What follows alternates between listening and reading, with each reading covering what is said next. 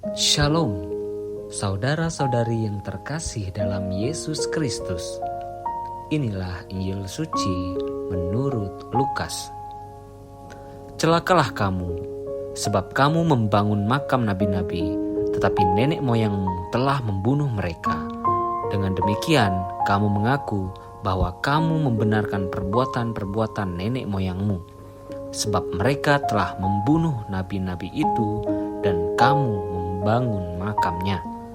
Sebab itu hikmat Allah berkata, Aku akan mengutus kepada mereka nabi-nabi dan rasul-rasul, dan separuh dari antara nabi-nabi dan rasul-rasul itu akan mereka bunuh dan mereka aniaya, supaya dari angkatan ini dituntut darah semua nabi yang telah bertumpah sejak dunia dijadikan, mulai dari darah Habel sampai kepada darah Zakaria yang telah dibunuh di antara mezbah dan rumah Allah.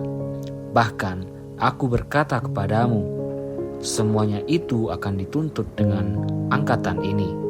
Celakalah kamu, hai ahli-ahli Taurat, sebab kamu telah mengambil kunci pengetahuan.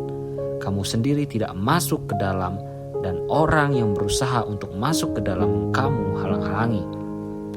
Dan setelah Yesus berangkat dari tempat itu, ahli-ahli Taurat dan orang-orang Farisi terus-menerus mengintai dan membanjirinya dengan rupa-rupa soal.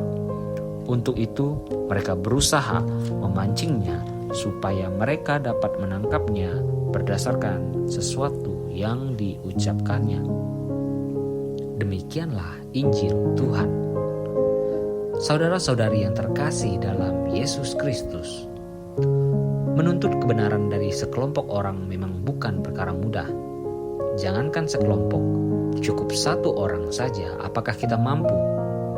Hari ini kita disuguhkan dengan pelajaran berharga dari Yesus. Dengan berani dan lantang Yesus mengecam para orang Farisi dan ahli Taurat oleh karena mereka yang hidupnya di dalam kemunafikan. Hal itu secara tegas kita sampaikan, dan disampaikan Yesus dalam ayat Lukas bab 11 ayat 52. Celakalah kamu, hai ahli-ahli Taurat, sebab kamu telah mengambil kunci pengetahuan. Kamu sendiri tidak masuk ke dalam, dan orang yang berusaha untuk masuk ke dalam kamu halang-halangi. Hidup mereka sangat jauh dari apa yang sudah menjadi pendasaran pewartaan Yesus. Yesus tidak ingin meniadakan hukum Taurat dalam kitab mereka, namun Yesus datang untuk meluruskannya, sebab mereka telah menerjemahkan isi Taurat secara lurus dan menuruti semuanya hanya karena ada hitung-hitungannya soal untung dan rugi. Sangat jelas bahwa hidup mereka dipenuhi dengan kemunafikan. Dalam kehidupan kita sehari-hari, mungkin kita temukan orang atau sanak saudara kita yang hidup dan tingkahnya sama seperti kedua kaum tersebut.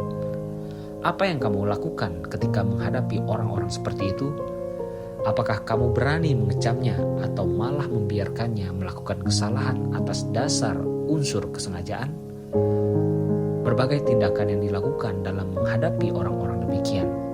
Ada yang mampu berkata lantang melawan kemunafikan, dan ada juga yang takut melawan oleh karena siapa dia adalah, dan lain sebagainya. Predikat yang dimiliki oleh seorang yang hidup penuh kemunafikan membuat kita menjadi takut. Beda halnya dengan Yesus. Tanpa memandang mereka adalah kaum terhormat, dengan berani Yesus mengecam mereka dan mengatai mereka dengan kata-kata yang tidak enak didengar oleh mereka. Dari sini kita bisa menarik sesuatu yang positif, bahwa kebenaran memang mahal dan penuh konsekuensi untuk menegakkannya. Butuh keberanian seperti Yesus untuk membuat sebuah perubahan yang baik dan ke arah yang benar. Tugas kita sebagai orang beriman adalah hadir dalam lingkungan penuh kemunafikan sebagai terang dan garam dan penuntun jalan yang baik dan benar, agar mereka tidak jatuh ke dalam kegelapan dosa dan jauh dari kasih Tuhan. Saudara-saudari yang terkasih dalam Yesus Kristus, demikian renungan Injil pada hari ini. Tuhan Yesus memberkati kita semua. Amin.